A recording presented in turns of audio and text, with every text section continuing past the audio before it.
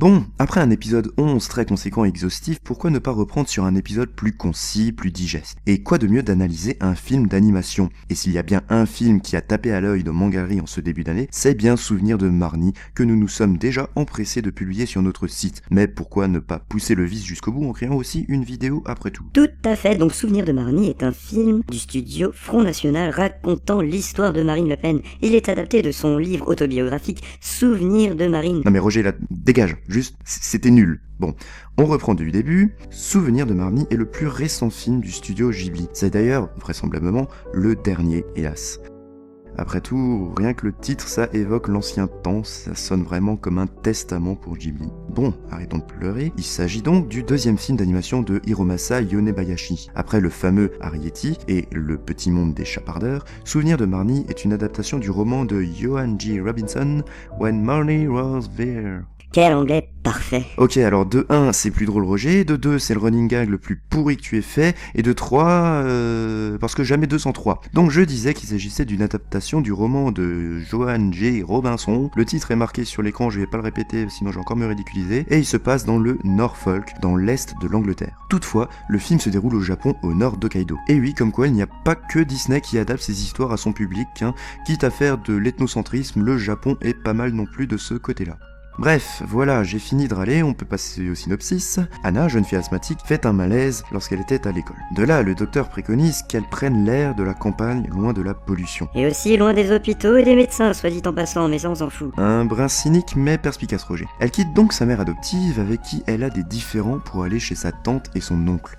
Des personnes charmantes. Là-bas, elle rencontrera une jeune fille blonde, Marnie, habitant dans un manoir, d'une autre jeune fille nommée Sayaka et d'un vieillard peu causant. Souvenir de Marnie s'ancre dans un cadre réaliste et se rapproche plus du Si tu tends l'oreille ou La colline aux coquelicots du même studio, plutôt que des animés comme Le voyage de Chihiro ou Princesse Mononoke de Mr. Miyazaki. En sachant que le film est produit par les studios Ghibli, on s'attend à un chef-d'œuvre. Eh ben c'en est un.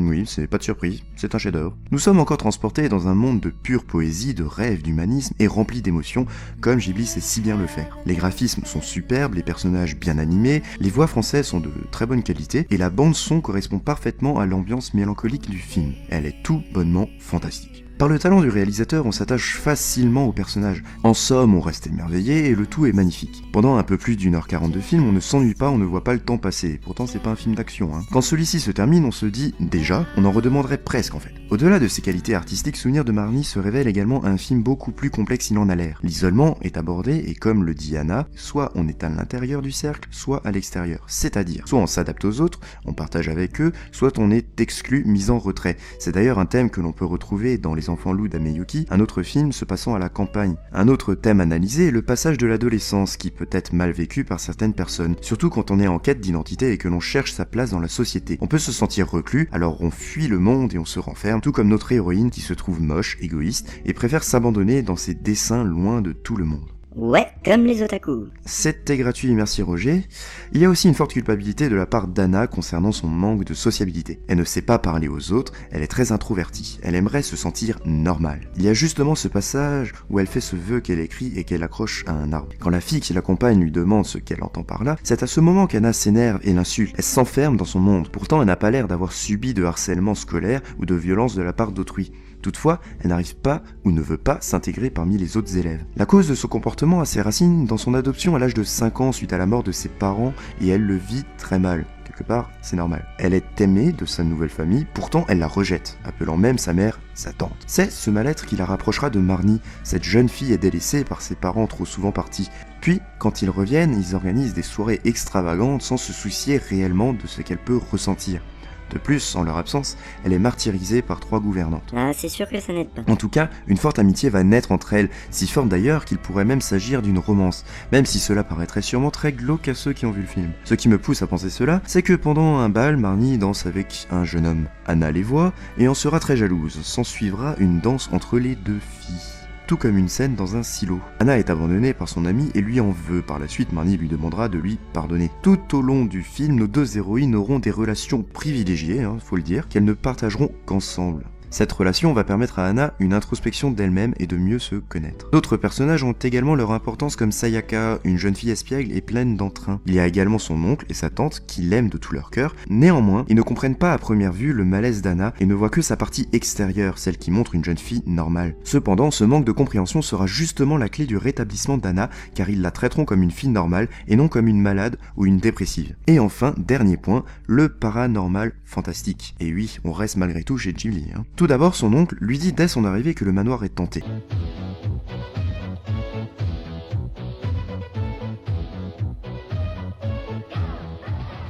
De plus, ce même manoir est inhabité, et pourtant le soir les lumières s'allument et notre héroïne s'en va retrouver Marnie. On se trouve alors très vite avec deux visions différentes du même endroit qui s'entrecoupent et se mélangent. La première, c'est celle où Marnie est présente, le manoir est donc somptueux, vivant, lumineux. Puis il y a l'autre, sans Marnie, terne, maussade, avec un manoir en piteux état. Ainsi, il devient difficile de distinguer la fiction du rêve. Si Marnie est un pur produit de la conscience d'Anna, afin de combler sa solitude en se créant une amie imaginaire, ou alors qu'elle existe réellement. Pour ajouter à ce côté surréaliste, Marnie est une occidentale, à la chevelure blonde, elle contraste donc par rapport aux autres habitants qui eux sont japonais. Finalement, en faisant son élito bobo élimino drogo intellectuel, on pourrait presque dire que lorsque la maison est occupée, cela représente la façade extérieure du caractère d'Anna, ce que les gens perçoivent d'elle. Au contraire, lorsqu'elle est vide, son absence symbolisant, lui, son fort intérieur. Quand on sait qu'Anna connaît un mal-être que peu de monde à l'extérieur perçoit et comprend, faire de même avec la maison serait une sorte de métaphore. Ou alors j'arrête de fumer. Ouais mec, là t'es parti super loin quand même. Ouais, je pense aussi. Bon, au fil de l'histoire, on s'aperçoit du bénéfice que cette rencontre a apporté et de l'évolution de la jeune fille. Elle commencera à s'ouvrir et naîtront des amitiés. Elle ira plus vers les gens pour enfin s'épanouir. Pour conclure, Souvenir de Marnie est une œuvre poignante et ne laissant pas indifférent, qui traite de différents sujets comme l'intégration, l'adoption. On se met à rêver et on tombe sous le charme de cette fresque poétique, bien accompagnée par une sublime bande-son mélancolique. C'est donc une rentrée 2015 sous le signe de l'excellence pour cette animation au cinéma, quoique on a directement enchaîné avec les Chevaliers du Zodiaque. Enfin bref, en tout cas, Souvenir de Marnie, c'est à ne surtout pas manquer, même si ce n'est plus à l'affiche au cinéma, dépêchez-vous de le voir par n'importe quel moyen. Salut salut! Par n'importe quel moyen, hein. Bah oui, c'est quoi le problème, Roger? Non mais je lui réplique, hein. J'aime bien cette ironie à double sens. Sois plus explicite, qu'est-ce qui te fait marrer sur le fait d'inciter les gens à regarder ce film? Ah mais j'ai rien contre le fait de faire de la pub au film, hein.